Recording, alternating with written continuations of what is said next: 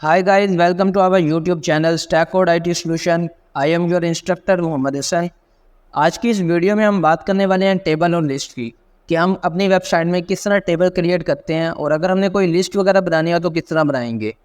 तो बगैर टाइम ज़ाया किए चलते हैं अपनी वीडियो की तरफ। वेलकम बैक गाइस, मैं अपने VS कोड में आ गया हूँ जहाँ एक मैं न्यू फाइल क्रिएट करूँगा लेक्चर 7 की, क्योंकि आज का लेक्चर हमारे पास लेक्चर 7 है। तो उसके बाद यहाँ मैं अपनी HTML की बॉयलरप्लेट लेके आऊँगा और यहाँ डॉक्यूमेंट की जगह मैं लिखूँगा टेबल और लिस्ट, क्योंकि आज का टॉपिक जो हमारा है वो टेबल और लिस्ट के बारे में है। उसके बाद यहाँ बॉडी के अंदर आ जाते हैं जहाँ हमने सारा कोड लिखना है। तो सबसे पहले हम बात कर लेते हैं लिस्ट क्या होता है और हम लिस्ट को किस तरह क्रिएट करते हैं। बेसिकली लिस्ट हमारे पास दो टाइप की होती है, एक हमारे पास होती है ऑर्डर लिस्ट और एक होती है अनऑर्डर्ड लिस्ट। तो सबसे पहले हम ये अनऑर्डर्ड लिस्ट को बनाते हैं। उसके लिए हम UL टैग देंगे, UL टैग के अंदर हम LI का टैग देंगे और यहाँ हम कुछ भी लिख लेते हैं, this is my first unordered list. उसके बाद हम यहाँ इसको कॉपी कर लेते हैं और एक और एंड देन एक और। उसके बाद यहाँ हम कर लेते हैं फर्स्ट की जगह सेकंड कर लेते हैं और यहाँ हम कर लेते हैं थर्ड। इसी तरह हम एक ऑर्डर लिस्ट बना लेते हैं। इसके लिए हम OL का यूज़ करेंगे और उसके बाद हम LI का टैग देंगे दोबारा से और यहाँ हम लिख लेते हैं this is first order list और इसी को हम कॉपी करके यहाँ हम दे देते हैं पेस्ट एंड देन दोबारा पेस्ट कर लेते हैं। और यहाँ फर्स्ट की जगह हम चेंज कर लेते हैं सेकंड, यहाँ हम कर लेते हैं थर्ड। अब इसे हम सेव करके इसको हम करते हैं गो लाइव। अब यहाँ मेरे पास दो लिस्टें आ गई हैं, एक मेरे पास ये अनऑर्डर लिस्ट है और ये मेरे पास ऑर्डर लिस्ट है। आपको देख के तो समझ आ गई होगी, क्योंकि अनऑर्डर लिस्ट जो है वो हमारे पास इस तरह शो होगी डॉट में और जो हमारे पास ऑर्डर लिस्ट है वो हमारे पास नंबरिंग में शो होगी। तो लेकिन अगर हमने चेंजिंग करनी है, अगर हम चाहते हैं कि या 1 2 3 की जगह हमारे पास ABC आए या कैपिटल ABC आए या रोमन में आए या इधर हम डॉट की जगह स्क्वायर लेके आना चाहते हैं तो वो भी हम कर सकते हैं। तो उसके लिए हमें क्या करना होगा, सबसे पहले हमें यहाँ UL के अंदर आना होगा और UL के अंदर हमें स्टाइलिंग करनी पड़ेगी। यहाँ हम स्टाइल देंगे, स्टाइल के बाद जहाँ हम बेसिकली यहाँ एट्रीब्यूट का यूज़ कर रहे हैं, इसका आपको पता होना चाहिए। अब यहाँ बगैर स्टाइल दिए अभी ये मेरे पास UL का टैग है। अगर हमने चेंजिंग लेके आनी है तो हम एट्रीब्यूट का यूज़ करेंगे। तो एट्रीब्यूट हम यहाँ यूज़ करेंगे स्टाइल और यहाँ हम लिख लेते हैं लिस्ट स्टाइल टाइप, ये मेरे सजेशन में आ रहा है। और यहाँ हम कर लेते हैं स्क्वायर, तो यहाँ हम खुद ही लिखना पड़ेगा स्क्वायर, हमारे पास सजेशन में आ गया। इसे हम सेव करते हैं। हम ये देखें अब यहाँ मेरे पास ये स्क्वायर में आ रहा है, अगर शो नहीं हो रहा तो इसको मैं ज़रा आपको बड़ा करके दिखाता हूँ। ये देखें, तो ये अब हमने किस तरह किया है, इसको हमने किया है यहाँ स्टाइलिंग में। अब स्क्वायर की जगह अगर हमने सर्कल लेके आना है, अगर यहाँ मैं सर्कल लिख लेता हूँ तो अब ये देखो, अब यहाँ मेरे पास होलो रिंग आ गया। और अगर मैंने यहाँ ऑर्डर लिस्ट को चेंज करना है तो वही मैं करूँगा, यहाँ स्टाइल लेके आऊँगा। स्टाइल के बाद यहाँ मैं लिखूँगा लिस्ट स्टाइल टाइप, उसके बाद यहाँ कर लेते हैं लोअर रोमन, सेव करूँगा। ये देखिए अब मेरे पास यहाँ रोमन आ गई लेकिन वो स्मॉल है। अगर यहाँ मैंने चेंजिंग करनी है तो यहाँ मैं ख़त्म करूँगा और इसके बाद यहाँ कर लेते हैं, अगर हम लोअर ग्रीक कर लेते हैं तो ये देखिए ये हमारे पास अल्फ़ा बीटा गैमा जो हम पढ़ते आए हैं फर्स्ट ईयर सेकंड ईयर में। तो अगर हमने कोई स्टाइल वगैरह चेंज करना है लिस्ट का तो हम इस तरह कर सकते हैं। हम एट्रीब्यूट का यूज़ करेंगे, स्टाइल देंगे और स्टाइल के बाद यहाँ लिस्ट स्टाइल टाइप देंगे और लिस्ट स्टाइल टाइप के बाद हम यहाँ लोअर ग्रीक या जो भी आपने करना है आपको सजेशन में आ जाएगा तो हम चेंज कर सकते हैं। तो ये तो हमारे पास हो गई लिस्ट। तो अब हम बात कर लेते हैं टेबल की। तो सबसे पहले हम यहाँ टेबल का टैग देंगे और जो भी काम करना है वो अब इसी टैग के अंदर करेंगे। तो सबसे पहले हम यहाँ देंगे टी हेड और टी हेड देंगे और इसके अंदर हम लिखेंगे टेबल रो TR और टेबल रो के अंदर हम देंगे TH। अब इसके अंदर हम सबसे पहले दे देते हैं नेम और इसी को कॉपी करते हैं और इसके बाद हम यहाँ आते हैं, इसको पेस्ट कर लेते हैं और यहाँ भी पेस्ट कर लेते हैं। नेम के बाद हम यहाँ कर लेते हैं अपनी ID, इसके बाद यहाँ हम कर लेते हैं चेंज सैलरी। उसके बाद हम यहाँ टेबल हेड को ख़त्म करेंगे और अब हम बात करेंगे टेबल बॉडी की। अब यहाँ टेबल हेड के बाद हम नीचे आएंगे, टेबल बॉडी देंगे न्यू टैब। लेकिन ये टेबल बॉडी जो हमने दिया है ये हमारे टेबल के अंदर ही अभी वर्क हो रहा है। टेबल हमारा यहाँ शुरू हो रहा है और यहाँ ख़त्म हो रहा है। अब ये सारा काम अभी हम टेबल के अंदर ही कर रहे हैं।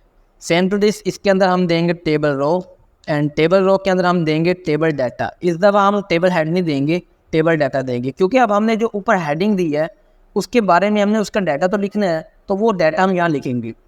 सबसे पहले हमने नेम दिया तो हम यहाँ अपना नेम लिख देंगे एंड उसके बाद इसको हम कॉपी करते हैं और न्यू लाइन में आएंगे और यहाँ दोबारा पेस्ट कर लेते हैं और एक और दफ़ा पेस्ट कर लेते हैं। अब जिस सीक्वेंस के साथ हमने टेबल हेड दिया, तो पहले नेम दिया, फिर ID दिया फिर सैलरी लिया।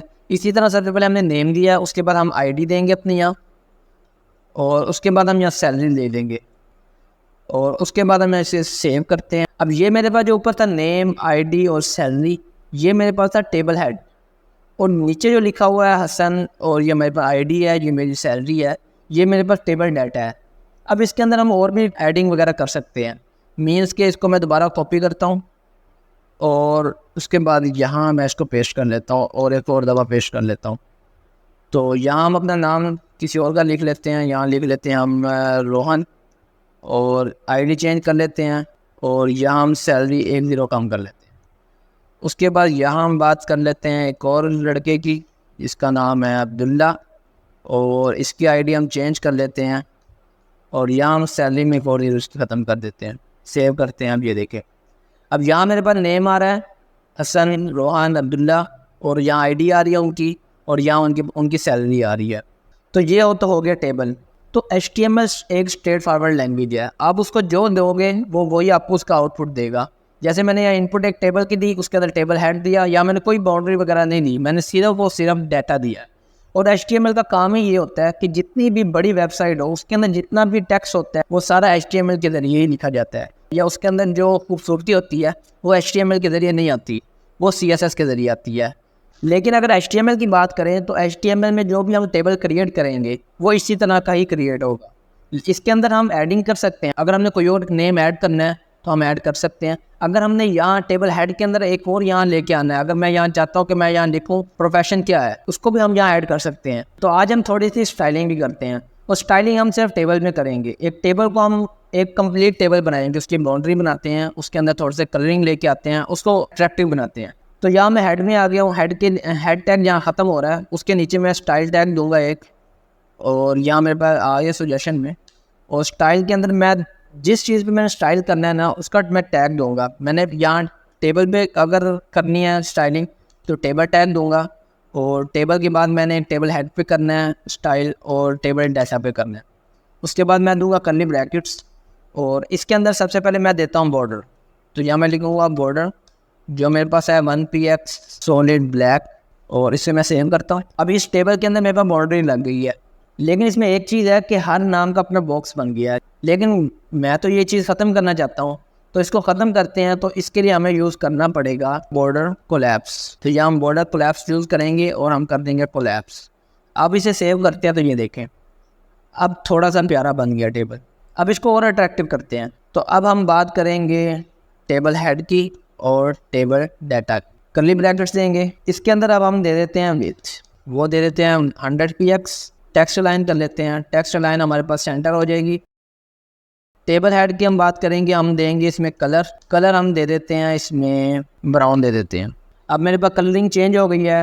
अब हम चाहते हैं कि जो ऊपर वाली हेडिंग है इसका जो बॉक्स है इसका कलर भी हमने चेंज करना है। तो हम इसी के अंदर आएंगे, बैकग्राउंड कलर चेंज करेंगे। बैकग्राउंड कलर में हम कर लेते हैं इसमें ये वाला कलर कर लेते हैं। ये देखिए अब बैकग्राउंड कलर भी हमारा चेंज हो गया है। आपको ये स्टाइलिंग करके दिखाने का मकसद यही है कि अगर हमने किसी भी चीज़ को अट्रैक्टिव करना है वेबसाइट में तो हमें CSS का जाना ज़रूरी है। बगैर CSS के कोई भी चीज़ खूबसूरत नहीं दिखेगी। लेकिन अगर आपने CSS सीखनी है उसके लिए आपको HTML का सीखना बहुत ज़रूरी है। तो जैसे ही हमारी HTML ख़त्म होगी तो हम आगे CSS शुरू करेंगे। तो आज की वीडियो में बस इतना ही। हमारे साथ ज्वाइन रहिएगा, मिलते हैं नेक्स्ट वीडियो में। अल्लाह हाफिज़।